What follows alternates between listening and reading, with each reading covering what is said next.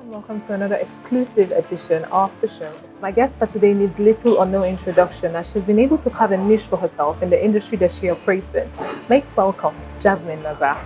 Hello. Hi Jasmine, how are you? I'm fine, thank you. I can see that. It's the dress that I'm more interested in.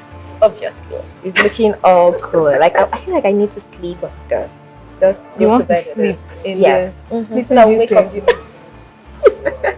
Okay, so who styled you? Because I have to ask. I think I need to book an appointment after this. Oh, Louis clothing. Nice. She's very, so good. She's very, so good. like, I love it. Thank you. Thank You're going to no, hand it not over this to the one. girls Not this when one. you're done. Not this one. I don't think I'll ever get done with this. It's my baby for now. Okay, so Jasmine, Southeast Media girl, Naza Onyia. There's just a lot of names attached to you. Yeah. Tell us, who is Jasmine? That's a very loaded question. Jasmine is a very stubborn person.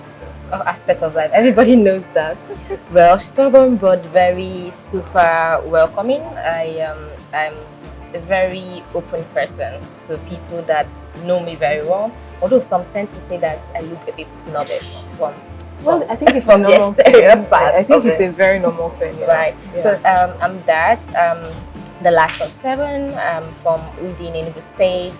I run a company, Nazmine Media. I oversee another company, Southeast Trend. Yeah, that's just that about me. See the way she's saying it, like I run another company, another one, Southeast Trends. So it's actually interesting to see a young lady doing this, you know, in this part of the country where there's a lot that's expected of you from the other side. Okay, so tell us, was this what you wanted to do originally? Was media the goal? Was that what you wanted to do? No, I think it found me. I think media became a thing that I stumbled on, funny enough, yeah. And now I'm crazily in love with it. I can see that. So it was just a thing of, I was bored waiting for jam, you know, and then I met a lady and I was like, you know, I need something to doing. I need more than I was doing then. I was modeling as of then, and then I needed... You were modeling? Yes. Somebody put me on the I was list right now. no, I'm about man. to go off. People should get a runway song. Let me just stunt. Show us a move. You know, so I was doing that, so I needed something much more than what I was doing at then. So I met her, Michelle Nini, and she gave me the opportunity to work for her. So yeah. Okay, so what did you do for Michelle Nini? So I was handling her site, michelleniniblog.com. I still remember. So I didn't know anything about blogging or any of that. And you know, she gave me the opportunity. I was the photographer. I would go out, gather content, even when I didn't know what creating content was as of then. But I would go search for the news, gather it, come back, find a way to edit, put them up, and then write on it. To the extent that people started calling me Michelini. Most people thought my name was Michelini. It was that big, but it was an amazing time. It was great for me. That's interesting. That's interesting. So all this put together, the dream manifested. How long have you been in this industry? More than 9 years. More than 9 years. You can as well say 10 years. Yes, 10 years, but I tend not to count the period I was 7. Like I call it 7 times. Like when I was with her, I tend not to count it because it was a building up stage. It was a stage I was learning a lot of things. So, but yeah. Oh, 9 years. That's a lot. That's like a decade. I should have a division or something. Okay. So when you chose this career path, when you said I wanted to be Southeast Media girl, what was your family's reaction? Were they like, or were they like? Okay, so first, my family. First, you need to understand where I'm coming from to understand this. So, I'm the last of 7, like I said, and each and every one of them had a path everyone followed, and it was like this is a template. Everyone, once you're done with secondary school, university, like there's this thing everybody was doing. So I came, into this scene, and I messed up that chart. Started with modeling. So coming from a very conservative family, and you say, "Oh, I want to go into modeling," it was very tough. And then decided I want to do blogging. Working for someone while waiting for admission, they're like, no, this is not where you're going to go. It was quite tough.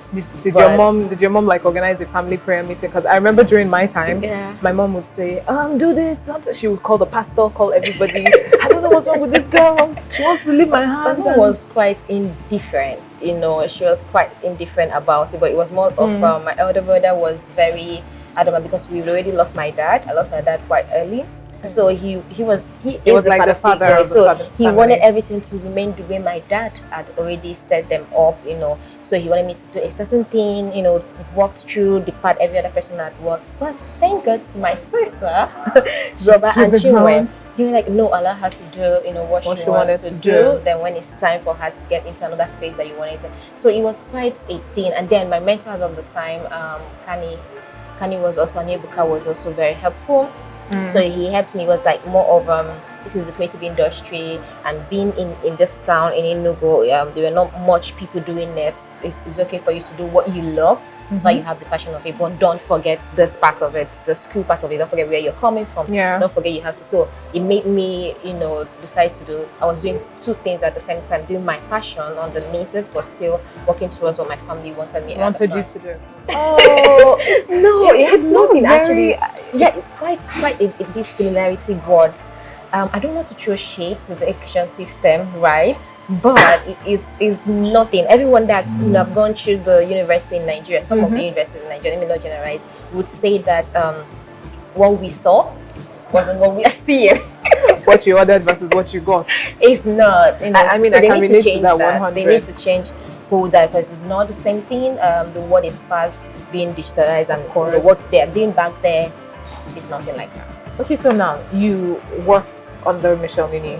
I'm sure you also worked under other people. Yes, I worked under Michelle Nini. I left for Abuja to work under, I don't know if they are still on right now, but as of then they were a PR firm. Then I worked, I think, 2 years or so there. Then I came back. I went to PH with my sister. I stayed there a year. Oh wow, or something. Yeah. So that's like years of collective I knowledge was doing that, but gathered. then that's aside the online information I was gathering at the point, because I needed to know blogging and what I'm doing now, digital marketing, they're not the same. So I needed to upgrade and know what more, like not a blogger. Okay, so now Nazmine Media, you've organized a couple of events, high profile events that I hosted one. I mean, come on, food meets fashion, one of my favorites. So how were you able? You partnered with Bet Niger, you partnered with Maggie, you partnered with Guinness, the big brands. How were you able to pull these people into Southeast? Okay, so I don't think I would say I was able to pull them in at the initial stage, right? So I had to prove myself.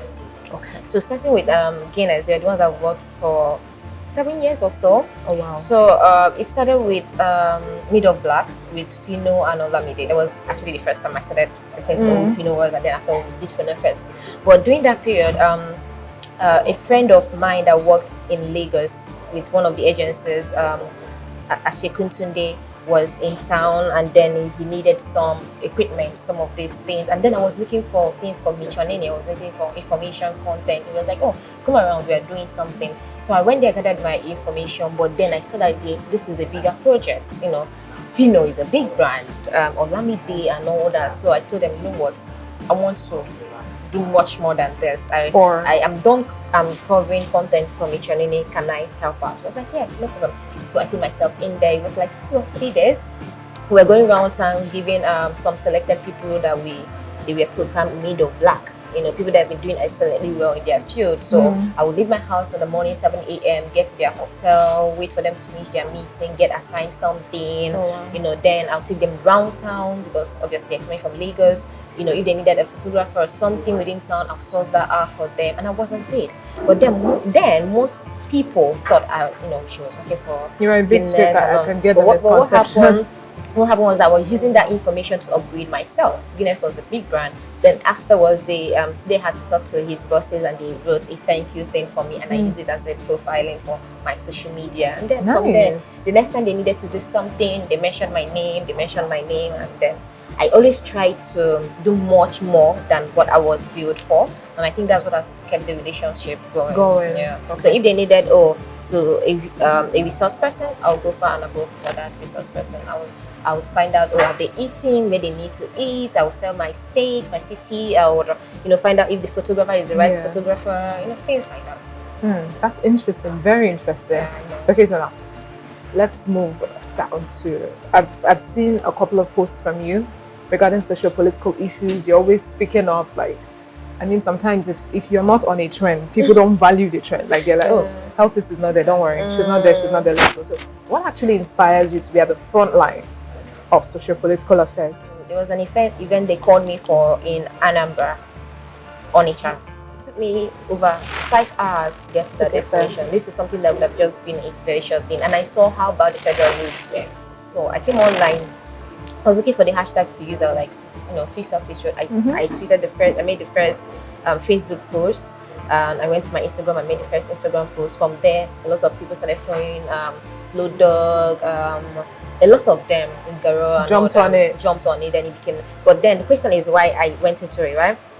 It's I sometimes when I think about the states of this region, it just baffles me, because we go to other areas, right? My family is staying in Abuja, so you get to see some other things that are applicable there. You travel to Lagos, you see the affairs, the creative industry, the things going on there. It's a bit better. I'm not saying that it's completely okay, but it's a bit better. So why can't we have something similar like that in the East? And then you come down here, people are very reluctant.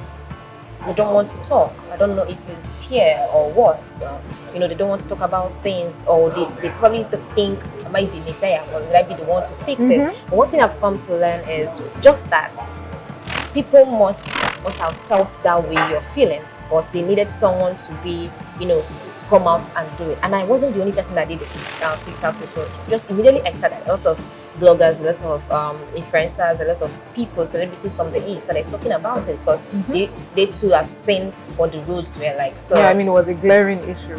You've been pushing Southeast, right? You started with Fix Southeast Road. You went to Enugu State is not a civil servant state. Please, Enugu is not a civil servant state. We have a lot of people in the tech industry and creative industry. Let's put it out there.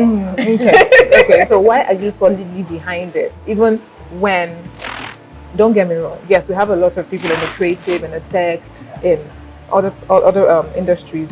Why are you solidly behind this? I have to be honest. One, it's messing up with my business. It's messing up with my business, right? Sorry, I'll see a client and I see someone I'm trying to pitch an idea or something. He goes, hey, Gadron over there, there's no one in this city. I'm like, what do you mean? This is the service I'm providing, and you know that you need the service, and this is what. And he goes, this is a civil servant state, right? And then you're having conversation with fellow like minds, and he goes, I don't think people will accept this. This is a civil servant state. And you want to plan an event that people, look at other cities and they see it there and they know this is achievable. They'll tell you, hey Jane, cool down. This is a civil servant state. You won't achieve this. You heard that like a gazillion times. Yeah, like, this is already a narrative that we are accepting, and it's not cool.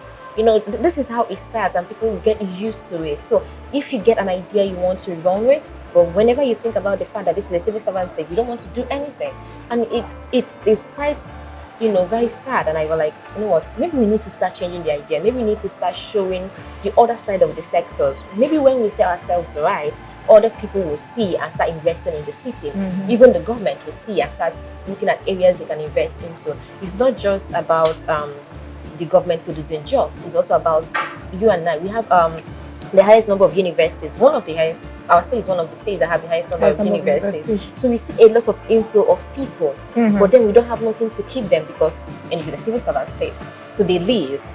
These are people that could actually stay back to either work or start up entrepreneurship or start up something, or build up the economy as it is. But because of that tag already, they're leaving. So I felt like my friend actually was the one that started with AJ. So we felt like if we could start and strategically start building up start shifting the narrative to that thing. Yes, we owe the states and everything that it has achieved so far to these guys, the civil servants, right? We are not disputing that they are here. We are not saying that that their works are not being seen, but we are saying there's so much more than those guys. There's so much more to build, and we shouldn't limit them. Maybe if we contribute and do much more, they will actually be respected, because they're not being respected in this city. Okay, so you made mention of other industries. Now, can you highlight some of these industries that have a lot of potential? Okay, so the two ones I'm very particular about is the creative and the tech industry. Now, the tech industry, we have Binary Hills, we have Tennessee guys, and these guys are doing amazingly well. They are doing awesomely well. I've been to their events, I've been to some of their programs, and you see them trying so much to to break that genes. They're trying to create an inch for themselves, and they're handling jobs that are not even in Nigeria. They're handling gigs that they are coming from all over international space, but we are not recognizing them over here. You know, the environment is not conducive for them. They're not being recognized, and a lot of things. Then we come into the creative industry, the photographers, the bloggers, the content creators, you know, you guys, and a lot of other things that are going on here. I think they need to be recognized. It needs to be come to a point where people start saying, because the thing is, I hate using Lagos most times because we can never say we are on the same platform, but it's also good to look up to someone. Lagos now, if you check, the entertainment industry is actually was booming there. You know, the creative industry, the tech industry. Why can't we recognize that here? Now, talking about entertainment industry in Southeast, in Enugu, Nollywood started from Enugu State. But are we utilizing that power? Are we utilizing that premium card that have been given to us? Do we have a film house, a film village here? We don't have a film village here. We don't have, some of the actors have moved to Asaba, right? So we need to start looking into this discussion. We need to start looking into how can we harness what we already have, all the talent we have. Look at all the musicians that springed up from the East. They're not even precisely from this area. You know, they are doing amazingly well. So why can't we just do much more for that industry and not start looking at after work? We're waiting for the government to open the civil servants industry so that we can go into it. Yeah, sure. Okay, now you said looking inward. Okay, you said something about the creative industry. Now, looking inward from your point of view, aside the whole civil servant state mentality, what do you think is holding it back? Do you think there is, you know, when there's a problem, there's the outward effect, there's outward reason why this thing is happening, and then there's something going on the inside that you've probably not tackled. So what do you think is the problem with the creative industry? Okay, so I think series of things, right? One is the ideology. We need to first start changing the ideology, because we see someone that is quite talented in this field, they would rather move over to Lagos or Abuja to start up than start over here, because they are not sure they are going to make it down here. So we need to start changing the fact that you can actually stay here, build whatever you need to build, and work through it. So the ideology needs to be changed. That's one thing that is affecting us. Another thing is the enabling environment. The truth is we don't have that yet. We are not yet recognized. So I feel like when we get the recognition we are sorting for, both from the private industry and the public industry, we'll be able to, you know, harness more. So when we know that there's somewhere that have been mapped out for creatives, where, you know, if you go, all the tools you need, everything, you have enabling environment where you can capture and do things, people would be more, you know, acceptable to stay down here. Then if we know that there's an opportunity for people to actually utilize our works, of course we're going to stay down here. So these are the factors I feel like if we work on, we'll deal with it better. It's really been insightful listening to you, knowing more about the Southeast from your angle, and, you know, changing the narrative that I probably would have had about the place.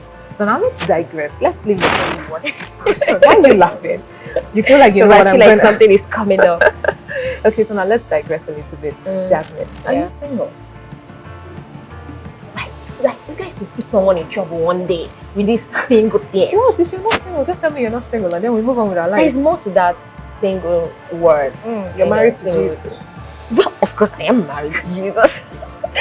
But aside from that, you know, being single, being attached could mean so much more. Why am I beating around the bush than answering the question? If you're around there, she's denying you. She's outrightly denying you. I can't say much. Okay, so I'm not single. I am single. Okay, I am going through it. There's a phase I'm going through. So we are not yet there. Let's just put it like that. It's complicated. Okay, we're not yet there. Yes, but we're about the bus tickets. We're about boarding the bus and arriving at the destination. There is a shadow. We're just about, should we unveil or not unveil? Okay. Yeah, of course, it's good. I mean, these days there's a lot of advocacy for keeping your relationship off social media. Yeah. But you'll be the first to tell us. Like, you tell us first. I'll try. I'm sure you guys will find out first before even I will make it known. You guys have your ways. I'll tell everybody. Jasmine is taken. Okay, so thank you, Jasmine, for spending this time out with us. But before we go, what do you have to say to your younger self? Like, if you were here now, if she was looking at you, what would you say to 20-year-old Jasmine, or 21-year-old Jasmine, or 19-year-old Jasmine? What would you tell her? How do they sing that song? Don't rush Slow touch. Hey, Girl, no, something like that. Because then I was super. I was like busy. I was trying to get everything to happen within a time. I was trying to gather things, and when it didn't work out for me, I would just go into depression. I'll just break down. So I wish if my younger self, talking to my younger self, I would say, you know what, chill, take a chill feel, like chillax. Everything will just come into phase. Like this is a season where you have to learn, unlearn, and relearn. You don't have to rush the process. Everything you're going through is an experience. It's going. You know, there's some things that will happen now. Be like, now I know why this happened back then. Now I know why I was going through this, because I didn't go through that, and it's happening now. My dear, Insta blog, sharp. That's how I will appear. You know, but it has brought me to the point where I'm more patient. I'm more patient of others and myself. I'm more tolerant of things and people. I don't rush to go like, go crazy or start ranting. Because you've seen it a lot of times. Yeah, so that's what I would say my younger self. So now you said your younger self, the things you faced. What challenges have you faced so far? So far. Just highlights. I know it's a trailer load, right? Highlights the challenges. Okay, so as a business owner, first is getting the right people to work with. It's quite a nightmare to get them and train them, and then for them to wait and actually serve. Once they get that little knowledge, they disappear. They run away. I can relate. So that's one. Then also the environment. It's crazy. It's crazy. The taxes, things that it would take for you to run a proper business is so frustrating. You have to think about doing. I like doing my marketing myself. I like meeting my clients first of all. I like solving, the issues. But it's always the issue of there's no money in the economy. There's nothing here. There's nothing that, and I feel like we could do much more to make it very suitable for people to run their businesses in Southeast. There's a lot of things we could handle, not just from the government angle, because most times we always look at it, the government needs from to the fix government, this. No, but the private sectors could just look into doing much more for the community around them. If you're taking from the community, you need to give back to the community. Try to build around there. Try to see if you can put 1 or 2 capitals into there. Work on the human capital also. See if you can build the environment. And those that are from the east, but they're working elsewhere, they should try to see Akudono. You should try to see how they could just come back and build here also. Some of us, we've gotten opportunities where we could leave. I've gotten opportunities where my family says, come back to Abuja, there's this you could do here, there's this. And also, it's one Nigeria, right? We could do that. But there's also some areas we need to start looking into. It has to be balanced. Yes. So that's why I'm here. And I feel like more people should start looking into staying back or coming back. There's so much we can do. Okay, so you've talked about your challenges, but gender-based challenges. Have you faced anything as a girl? As a female? As a lady? Yes. One, I'm a female. Two, I'm so small. I'm so petty. So everything is working against me. So I'm like, it took me an hour to be able to convince him that this is me, this is my company, this is what I'm doing. It took another hour to be able to defend what I already reached out to him over the phone. So I went through several things that on a normal, the other gender wouldn't even go through. But I was able to do that, and then we've been working with him ever since. But it's always difficult as a female. You have to prove yourself over time. You have to show much more, not just in your skills, in every other aspect that you're stronger. Some of them deliberately put in meetings late at night. Yes. Deliberately. Relatable. And then they put it in areas where they know, either clubs and areas where I know that specifically I don't like, going there. But I'm only like, this is a challenge. No problem. You see me there. But make sure that it's that business that you're dealing with, and work on that. So these are the things we go through. There's also the issues where, you're pitching an idea with someone that's another gender, and then all of a sudden they're going with that other person because he's a guy. You would understand. And they will tell you, females don't calm down. We are very this and that. There's this need to downplay your energy. Yes, I'm like, yeah, maybe they have seen other girls, right? Maybe they've seen so many scenarios of our emotions getting better of us. But I think the professionals, the women in the professional system know how to handle emotions better. In fact, we actually use it. We actually put it better into our work. So why should that be used against me? And of course, there's so many people that have made approaches to me. So one thing I've always been about is I'm always proud to say that I can proudly come out anywhere and defend my work ethics and defend myself, what I've gotten so far over the years. I can defend each and every one of them down to the fact. But it doesn't mean that I've not gotten to a situation whereby someone feels like, you know what, why are you even doing this? Let me take care of you, baby girl. Baby girl, let me just. I feel like if you've not gotten that kind of gesture from people, from men, then you're in a bubble. You're not doing business. It comes in different shades. Some of them just, tells you, you know what, stop whatever you're doing. Let me just use this money to bring up your life. And let me take care of you. Some are just telling you about, like, just come to this place and all that. I've seen so many fields of it, but I know what I want. I know it's more like fish. Everybody knows what they want, but when you eat your money, it's so sweet. Get it for the money that you made. Then you're buying that bag and you know that this is that's my sweat. It's always very fun, and when you're using it on people, it's always very fun. So whenever I think about that, and then I think about my family, like, I'm not bragging, but I know where I'm coming from. They are okay. We are not doing badly. So if in any point my business starts looking somehow and I need money to uplift it, I know the houses to walk to and knock and say, guy, hey, bros, it's red.